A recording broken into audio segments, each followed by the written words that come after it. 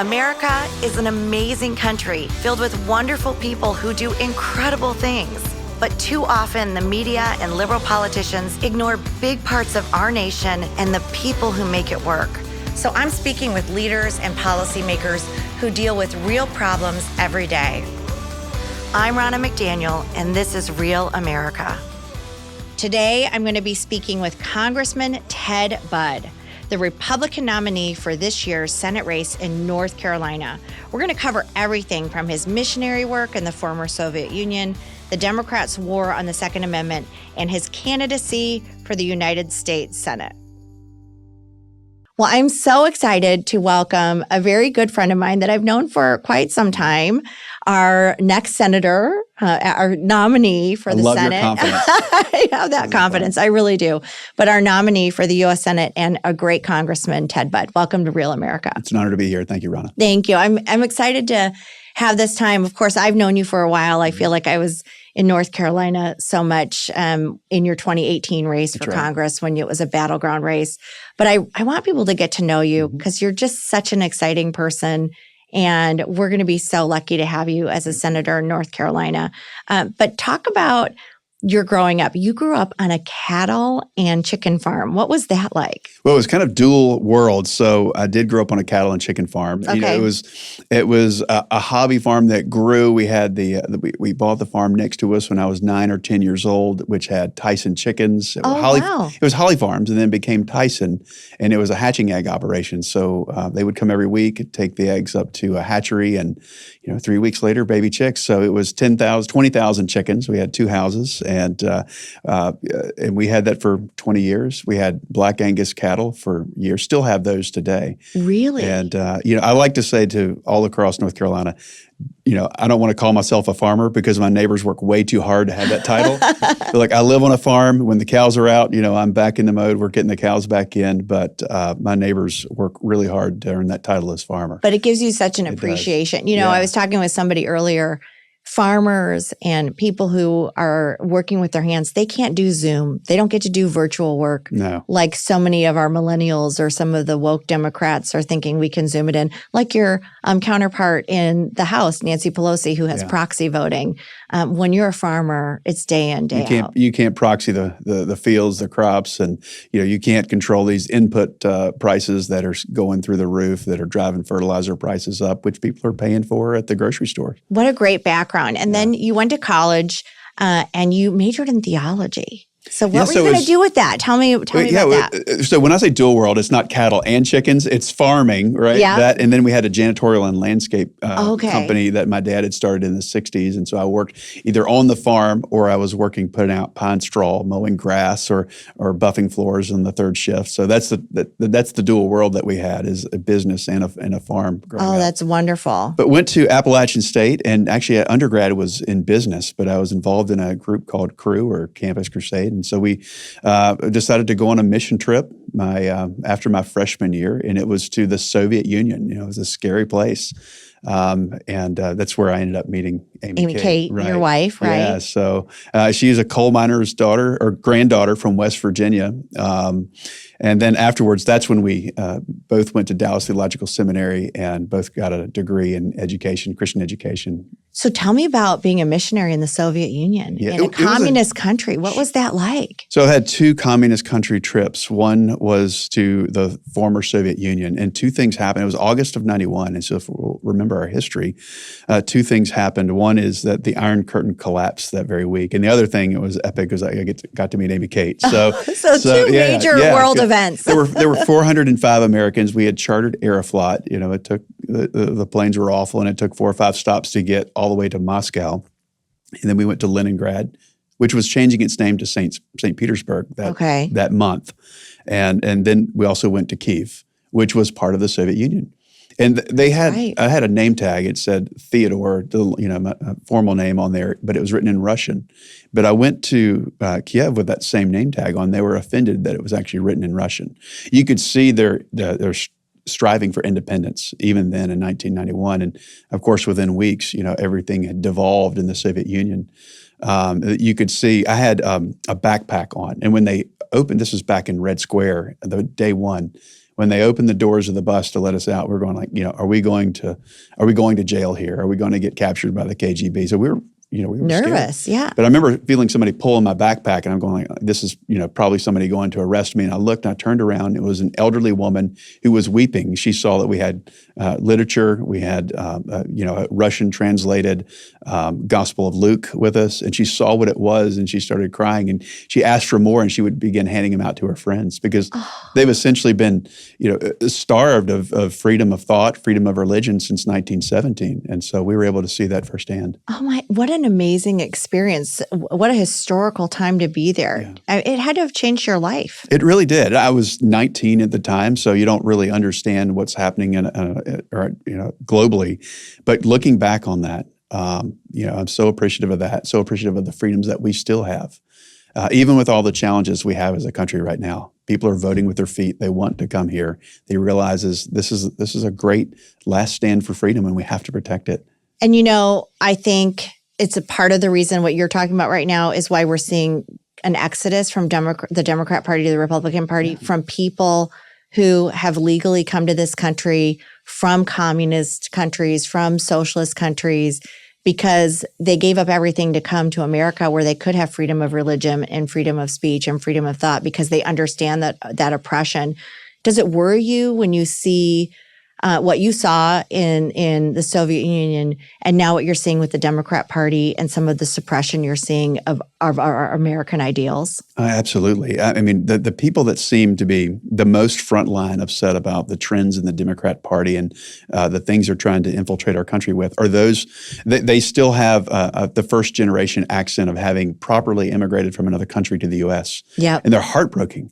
I have people come and they say, I saw my country destroyed in Venezuela, or my parents escaped from Cuba. And do you see what they're trying to do to our country now? It's the same thing. Please wake up. Please don't do what happened to my parents' country or to my country. And it's heartbreaking. And I think that's one of the reasons that I'm running right now is to make life better for North Carolinians, for Americans, and to stop this spread of socialism. It's never worked. And the Democrats, they call themselves the party of democracy. But they're not. It's becoming the party of socialism right now. And I think that's why we're seeing their numbers, especially in North Carolina, where I'm focused. Those numbers voter registrations are trending downwards. Yep. And people aren't protesting by all the time coming to be Republicans. Sometimes they're becoming unaffiliated, saying that they're fed up with what they're seeing in the radicalism of the Democrat Party. Speaking of that, and I think this segues perfectly into you and Amy Kate. You have 3 children. But you made the decision to homeschool your kids, which I think you were ahead of the curve on that. But when you see the radicalism in the Democrat Party and how they're using our children as tools for their radical agenda and using our kids' education as, a grounds to teach or propagate their belief system instead of teaching them math, history, the greatness of America. What made you decide to homeschool, and how concerned are you about what you've seen with the Democrats and their agenda with our kids? Yeah, when it comes to educational background, so we've had a mix of everything: public high schools, religious postgraduate studies, public colleges. So both of us, Amy Kate and I, have both had a mixture of both. But we saw the opportunity. We saw the product of what parents who were directly involved in their kids' education were producing, and we really liked it. And we said, "Well, we'll try." It's scary, and we didn't think that we would know how, but we tried it a year at a time. We thought long term, but we would take the decision a year at a time. Okay. That makes a lot of sense. Baby steps, right? We did. Baby steps. Let's try it with the first one for a year, and they're younger. But now there's so much more curriculum out there parents can choose from. There's software that helps. And always don't do anything alone, right? So you want to have a community around you. And there's just so many people that have done this before that we were able to lean on and learn from. There's great NCHE, North Carolinians for Home Education. We ended up being on the board there. And we understand that during COVID, we had since exited the board being involved in politics here. But during COVID, I think the website actually broke. The internet actually broke with parents saying, no more of this, keeping my kids home, this woke agenda. We want to say in our kids' education. And whether it's parents choosing to homeschool or whether it's parents choosing to step up and be on the school board, Yeah. we're seeing they're the new heroes. I'll go running for U.S. Senate, and I'll go to a political meeting, and they'll say, "Hey, thanks for running for the U.S. Senate. But by the way, where are the school board moms?" They want to say, who's running for school board, because that's the new hero right now. It's parents wanting a say in their kids' education, and that spectrum runs for being involved in PTA, being involved on the school board level, running for office there, or whether it's homeschooling your kids. There's a whole spectrum of parental engagement. It's so important. I think it's amazing that you did that. I personally applaud you both, because I don't think I could have done that. But under Biden's administration, you'd be a domestic terrorist for having a say in your kids' education. I tell you what, you do have to fear Amy Kate. So she's strong, she's smart, and I want to give her credit for what she's done, the lion's share of the education. And our youngest is now going off to college, so she's successfully done 3. This year is my wife's graduation year for having successfully graduated 3 into college. Okay, we're just on a public podcast, but what are you going to buy her as a gift? You got to give her some graduation You're catching gift. me flat-footed right now. I need to do some serious shopping. We will talk about that offline, after, okay? because that's amazing. This is your last one. Okay, well, I have a son who is a senior year. I can ship him off to you. Okay, yeah. And Amy Kate can finish it. But I do think that's amazing, and it's going to bring such a great background for you to the Senate, and really be able to understand what parents have gone through in states, that were really shut down. And I talk about my kids a lot. We were shut down in Michigan.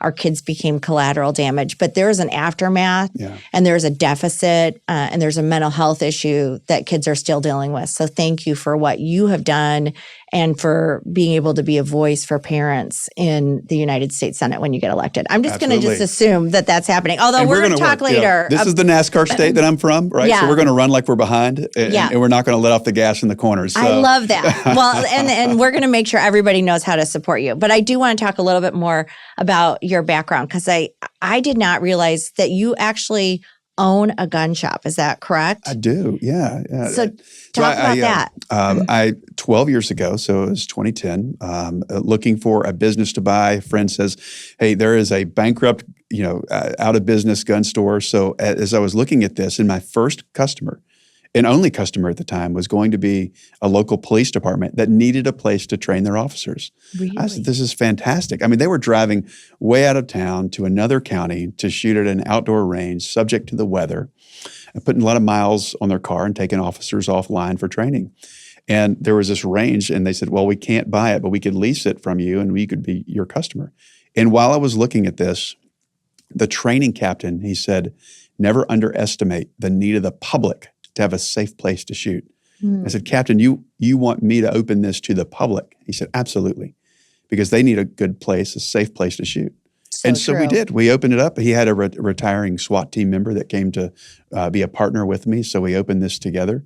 And then we opened it, the retail side of it, and it's been a thriving operation since. And our motto is to help our community responsibly enjoy firearms. So, and one of the greatest thing, that we've seen, even pre-COVID, the biggest growing group in constituency inside the shooting sports, it's females and it's minorities, and it's so exciting just to see all the stereotypes broken in this industry, and just to see a diverse group. They had a league that shot for the last time in the season this morning.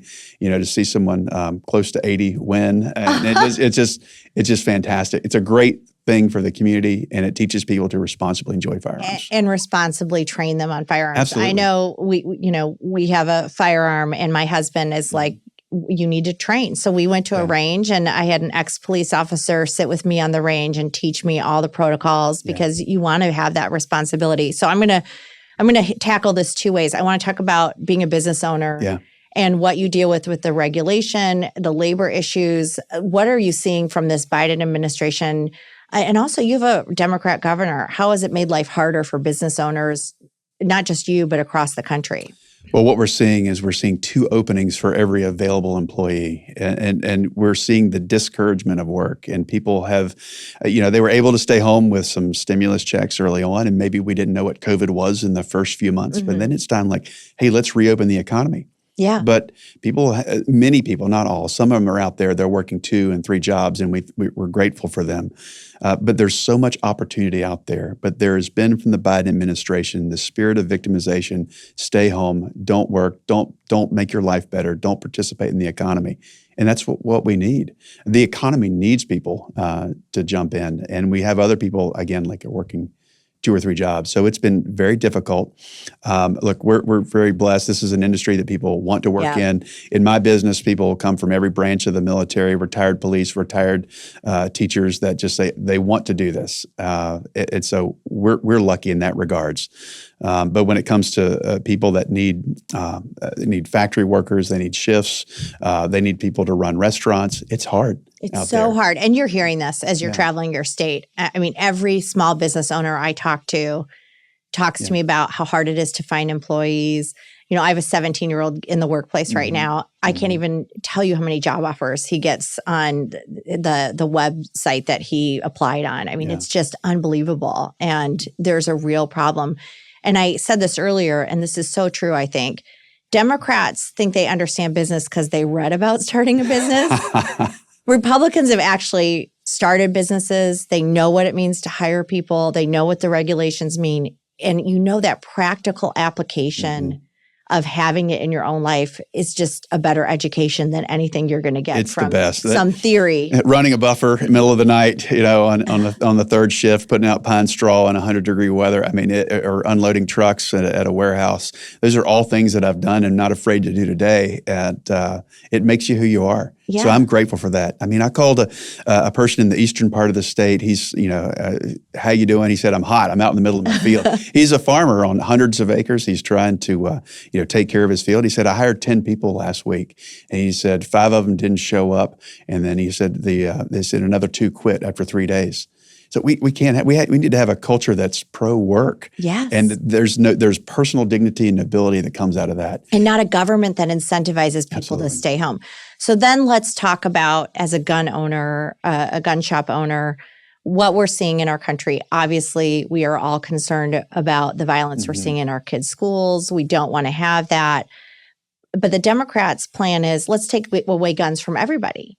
But there's a balance. How do we make sure that law-abiding citizens are able to keep their guns, but we prevent, people who have mental illness or other things from getting a gun and doing severe harm? And that's what we see. We see people that are either criminally minded or they have a mental illness, and those are the people that are a danger to themselves or to others, and we have to watch out for that. When you look at it's called the Form 4473, and anybody who purchases a firearm at a store fills out that form. It asks, are you a user of marijuana, even in a decriminalized state? It asks if you've been mentally adjudicated. So we have to prosecute people who violate that. And that's a felony. Yeah, they're lying about that. And we see with these shootings, we see the things that don't make it into the media narrative, at least the mainstream media narrative, is unreported mental illness that's a danger to themselves or others. We don't see drug use being discussed. We don't see brokenness in a history of violence that happens with a lot of these. And so these need to be researched. We need law enforcement, which already has, in most cases in the states, power to remove firearms from those that are a danger to themselves or others. Because I think one of the things all of us, regardless of party or background, can agree on is we want firearms out of the hands of dangerous people. We do. But the fastest growing community, like I mentioned earlier, it's women, it's minorities. And they're saying, hey, if Cori Bush or my opponent, Sherry Beasley, are going to try to defund the police, then they want to be able to defend themselves. Because, in these instances where seconds count in a neighborhood, the police are minutes away. And so they have to be responsible for their own safety. And they're willing to do so. But they want to do it safely and they want to do it in a law-abiding way. It's interesting, the correlation. Democrats, your opponent, Sherry Beasley, is the worst offender on this. She has teamed up with all the defund the police members of Congress. She believes in that. It's not just defund too. I flew in to DC a couple days ago with a sheriff from my state, and he said, we can't hire, we're demoralized, we're diminished. it is a terrible time right now for our men and women in uniform. And your opponent's part of that. But not only do they want to defund the police, they want to make sure you can't defend yourself. It's absolutely ridiculous. So when I talked about, I spoke to sheriffs from all 100 counties, and they were gathered as a group in the western part of the state earlier this week. And when I spoke to them, I said, we need to fund you, we need to back you, and we need to defend you. And they gave me a standing ovation because they realized that I'm somebody who's running for office who has their back. And they appreciate that. And these are Democrats and Republicans in that room. And I'm grateful for that response, but I want them to know that I'm out there for them. We need to have law enforcement's back. We need to let them do their job. We need to give them the tools and even the moral support that they need. Because they're putting their lives on the line for not that much pay. And we need to have tremendous gratitude for them, not just in the red state areas, but in the blue areas as well, including our inner cities. And I think we do that, we can start bringing this crime wave back under control. Well, and the other thing for these police officers, and your opponent, again, is one of those who they catch somebody who's committed a crime, and then they're back on the street the next day. And so you got to go home demoralized as a police officer saying, I just took this violent offender off the street. I did good for my community. And then this woke DA or this woke prosecutor or whatever, put them right back on the street. And now I have to go recapture them. And they may actually be more dangerous. And my life now might be in danger. Yeah. And that's what Sherry Beasley agrees with. I mean, she's defended cop killers. She's thrown out indictments for child molesters, the worst of the worst. And she's defended them. And, from her record, it seems that she would continue to do that. Wow. Well, I know you're going to be a great senator, but let's talk about your race. Yeah. What are some of the things you're hearing as you're traveling the state of North Carolina? And what an amazing state you live in, by the way. Thank you. I'm very biased. I'm biased too. I love your state, but it really is a growing state, a thriving state. But what are you hearing from the voters as you travel? So again, we were the only either Republican or Democrat to go to all 100 counties. And there are two things that people are talking about. One is they're talking about inflation. Okay. And there's a story that became familiar with, and this is a secretary who's a year away from retirement. And she said, I don't know if I can afford gas in my car for my commute to get to my job, to get to my retirement in a year. Wow. And this is a real fix people are in. I mean, we're, as of this recording, what are we, a couple of weeks away from back to school shopping? Exactly. And parents are deciding, all right, am I going to put gas in my car, groceries on my table, or am I going to get a new backpack or new clothes for my kid for school this coming school year? So these are tough decisions that Joe Biden, his economic decisions have made for our country that are hurting real people. So people are talking about inflation, and then they're talking about crime. And we're seeing whether it's the lax approach at the border, which is letting 200,000 people a month come across, many of them bringing fentanyl to North Carolina. And all of us are only 1, 2, or maybe 3 degrees away from a name of a tragedy that we know of, somebody that's lost a life due to drug overdose. And so they're talking about that, petty crimes, neighbor crime, violent crimes locally. And they're seeing a wave. They're very concerned, whether it's in the cities or even in the more rural areas, tremendously concerned about that. And they know that we know the solutions to fix this. But so that's what I hear in all 100 counties. Sheriffs are telling me all around the state that every single county in North Carolina is now a border county. I mean, we're 1,000+ miles away from the border. Yeah, you're about as far from the border as you can be. They're a border county because what happens at the border 72 hours later happens in North Carolina, or at least the drugs that come from there do. Yeah, the fentanyl. I mean, it's the leading cause of death now for 18 to 45-year-olds. Yeah. And Joe Biden is willingly, knowingly, purposefully, intentionally allowing this to come across our border and kill Americans. And Sherry Beasley will be right in line with that. The Democrats are in lockstep with this open border agenda, which is affecting families from every community, every socioeconomic background. Drugs don't discriminate, and they'll take every life that they lay their hands on. So what are the things that you're most excited to do in the U.S. Senate when you get elected? So I've had a great run on the Financial Services Committee. I don't know what committees I'll have over there, but I've always been in love with the state. I was born in North Carolina. It's a beautiful, special state to us, but I look forward to doing everything every day to make life better and easier for North Carolinians. And going around and looking people in the eye and saying, everything that I've fought for is making your life better in North Carolina.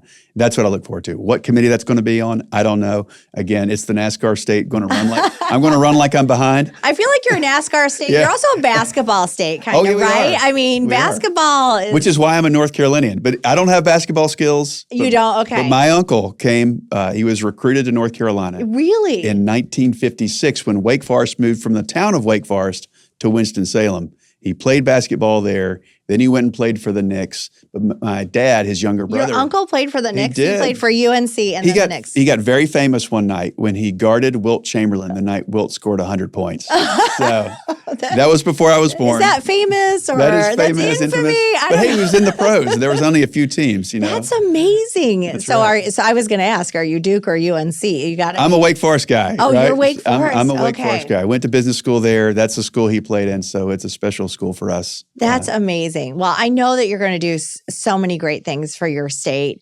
How can people help your campaign? Because I will say this, Democrats are raising a ton of money. They're raising a lot of money.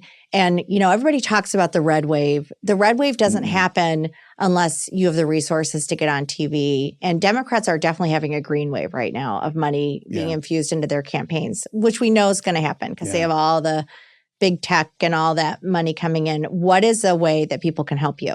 Well, we can't just watch that red wave. We have to make that red wave happen.